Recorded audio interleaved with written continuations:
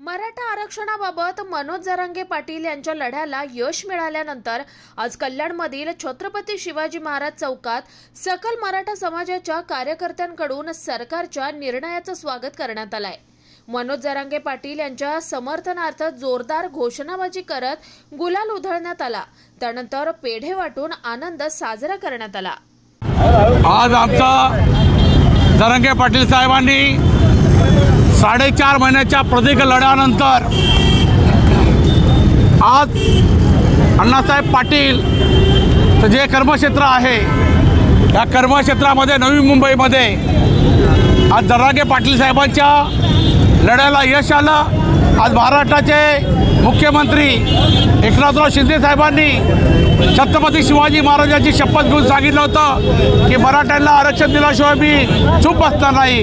या आश्वासनाची पूर्तता करून आज जरांगे पाटील साहेबांचं जे उपोषण आहे ते उपोषण सरबत देऊन सोडवण्यात आलं। आज मराठ्यांना 3 मागण्या आमच्या ज्या आहेत त्या 3 मागण्या मान्य करण्यात आल्या। कुणबी सर्टिफिकेट जे आहे ते कुणबी सर्टिफिकेट बघत एक मागणी मान्य करण्यात आली। त्याचबरोबर सगळे सोयरे जो आहे हा शब्द फार महत्त्वाचा आहे। जे सगळे सोयरे आहेत त्यांना कुणबी नोंदी भेटत नाही आहेत, पण सगळे सोयरे आहेत अशा लोकांना सुद्धा कुणबी सर्टिफिकेट भेटणार आहे।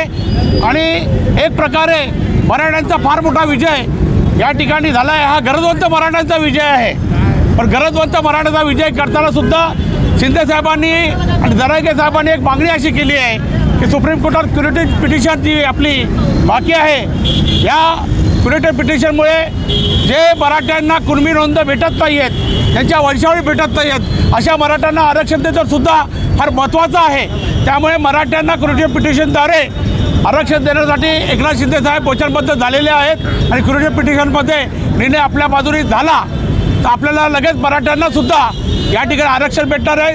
त्याचबरोबर आता मागास आयोगाचा सर्वे चालू आहे, तर मराठ्यांनी मागास घोषित केल्यानंतर जो सर्वे जो आहे तर त्यामध्ये सुद्धा मराठ्यांना मागास म्हणून आपल्याला मराठ्यांसाठी आरक्षण भेटणार आहे। अशा पद्धतीचा आज फार मोठा विजय जरांगे पाटलाच्या यशस्वी नेत्यामुळे मिळालेला आहे। मला सांगा, आमदार नाही, खासदार नाही, मंत्री नाही, नगरसेवक नाही, जिल्हा परिषद नाही, ग्रामपंचायत नाही, पण एक सर्वसामान्य घरचा शेतकरी कुटुंबाचा जरांगे पाटील आज या संपूर्ण महाराष्ट्राचा नेतृत्व करून 5 करोड मराठ्यांवर आधिपत्य दाखवून आज ठिकाणी त्यांनी या महाराष्ट्रामधून मराठ्यांना आरक्षण खेचून आणलं आहे। म्हणून जरांगे पाटील साहेबांचं या ठिकाणी संपूर्ण मराठा समाज, सकल मराठा समाज या ठिकाणी मनपूर्वक अभिनंदन करत आहेत। त्याचबरोबर मुख्यमंत्री एकनाथ शिंदे साहेबांनी आपल्याला दिलेलं वचन पाळल्याबद्दल एकनाथ शिंदे मुख्यमंत्री साहेबांचं सुद्धा आम्ही या ठिकाणी सकल मराठा समाज यांचं सुद्धा अभिनंदन करत आहे। आणि अशाच पद्धतीने मराठ्यांनी एकजूट दाखवून आपल्या संपूर्ण महाराष्ट्रामध्ये अजून आपल्याला मिळवायचं आहे। हे तो सिर्फ झाकी आहे, अजून मराठ्यांचं आरक्षण बाकी आहे। त्यामुळे मराठ्यांनी या नुसत्या एका याच्याने उडून न जाता आपल्याला पुढच्या आंदोलनासाठी सज्ज व्हायचं आहे। क्युरेटिव्ह पिटिशन आणि मागास आयोग तर घोषित करण्यात आलं नाही, त्यामुळे मराठा आरक्षण नाही भेटला तर पुढलंच हरिओम पुढलंच लढ्याला मराठा तयार राहणार आहे। आणि तसेच जरांगे पाटील साहेबांनी घोषणा केली आहे की आम्हाला जर पाठीमागून आमचा वार करण्यात आला तर आमचं संपूर्ण नेतृत्व अजातपणे कधी पण धडकू शकतं। अशा पद्धतीने जरांगे पाटील साहेबांनी आजच घोषणा केलेली आहे।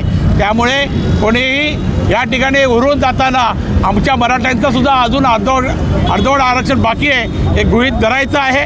आणि मराठ्यांनी सुद्धा आपली संपूर्ण ताकद जी आता एकटवली आपण आहे ती युनिटी एकजूट अशी ठेवायची आहे।